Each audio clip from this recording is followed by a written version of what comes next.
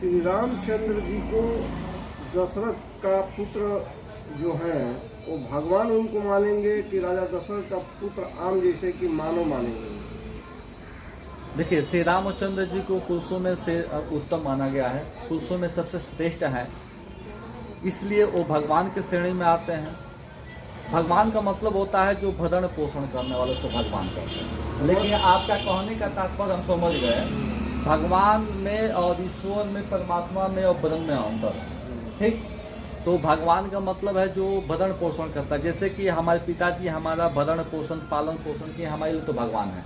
कहा जाता है ना कि माता पिता भी अपने बच्चे के लिए भगवान है। ठीक, और जो मनुष्य जात में जो जब उनका अवतरण हुआ था, जो राजा दशरथ के पुत्र कहलाए, तो मनुष्य के अंदर 8 कलाएं होती है। मनुष्य के अंदर 8 कलाएं होती है, और जब 8 कला से आपका ऊपर जब कलाएं होती हैं तो उसके अंदर भगवान के श्रेणी अवतारी पुरुष कहलाते हैं। क्योंकि 8 कला मनुष्य के अंदर, एक कला आपके वृक्ष में होता है, 2 कला आपके कीट पतंग में होता है, 4 कला आपके चौपाइयों में होता है, 5 से लेकर 8 कला मनुष्य के अंदर दिखलाता है। और जो 8 कला से ऊपर हो जाए वही अवतारी पुरुष कहलाता है। तो श्री रामचंद्र जी 8 कला यानी कि उनके अंदर 12 कला थे। कहा हुआ था गुरुकुल में, गुरु के अध्ययन में, तो उनके अंदर 12 कला होने की वजह से उनके अंदर भगवंता का गुण आया था। क्योंकि यहाँ गुण का ही महत्व है, क्या कि गुणहीन व्यक्ति का ना कोई महत्व ही नहीं हो, पशु समान होता है। जिसके अंदर गुण नहीं वो पशु समान है। तो इसलिए श्री रामचंद्र जी भगवान की श्रेणी में आते हैं और मर्यादा पुरुषोत्तम है, क्योंकि जितने भी कार्य किए वो मर्यादा में रहकर काम किए, इसलिए वो मर्यादा पुरुषोत्तम श्री रामचंद्र जी का लाए। भगवान है लेकिन पूर्ण ब्रह्म परमात्मा नहीं, पूर्ण ब्रह्म परमात्मा कोई और। एक और प्रश्न है इन्हीं के संदर्भ में, तो क्या उनको अगर कोई मानता है तो क्या उसे मोक्ष मिल सकता है? नहीं, मोक्ष की बात है, मोक्ष के दाता श्री रामचंद्र जी राजा दशरथ के पुत्र नहीं है। हाँ, लेकिन आपके भक्ति में सहयोगी सहायक हो सकते हैं, क्योंकि बिना आप किसी की भी भक्ति करें, जैसे आप निरंकार की भक्ति करते हैं, निरंकार ब्रह्म की, तो आपका निरंकार ब्रह्म की भक्ति बिना श्री रामचंद्र जी के भक्ति से हो ही नहीं सकता। जैसे, क्योंकि उनकी एक नियम पहला लेना पड़ता है भक्ति की मर्यादा की। बिन मर्यादा की आपकी भक्ति होगा नहीं।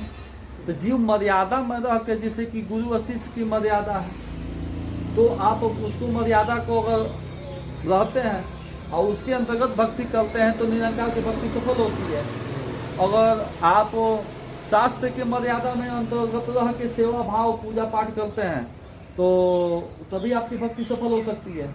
लेकिन आप सोचें कि मर्यादा को छोड़ दें और उसके बाद हम भक्ति करें, तो आपकी निरंकार ब्रह्म की भी भक्ति आप नहीं कर पाएंगे। क्योंकि जब जिसके अंदर मर्यादा आ जाता है और जब वो जिसके अंदर सारे नियम को शास्त्र के अनुकूल चलना शुरू कर देते हैं, तो जब उनके अंदर, तो समझिए कि राम की ही भक्ति करते हैं। अब राम का भक्त ही मत समझिए कि यहाँ पर तो बहुत से राम के भक्त हैं, गुटखा पान सिगरेट बुरी पीते हैं, मर्यादा को उल्लंघन करते हैं, राम को मानते हैं, कंठी तो माला राम का पहने है, लेकिन गुटखा पान का सेवन करेंगे, वो कहेंगे मैं पुरुषोत्तम श्री राम का भक्त हूँ। क्योंकि देख, जो राम ने किया वैसा ये कर पाते नहीं है। तो जो राम के बताए हुए राह पर नहीं चलते हैं और कहते हैं कि मैं राम का भक्त हूँ, तो देखा जाए तो राम के सबसे बड़े विरोधी तो वही हैं।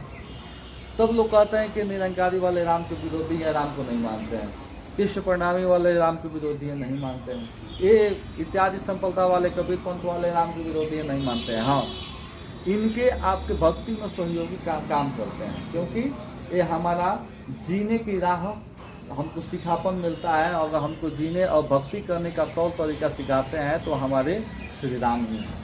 श्री राम के ही द्वारा हम मर्यादा को समझ सकते हैं कि मर्यादा होती क्या है।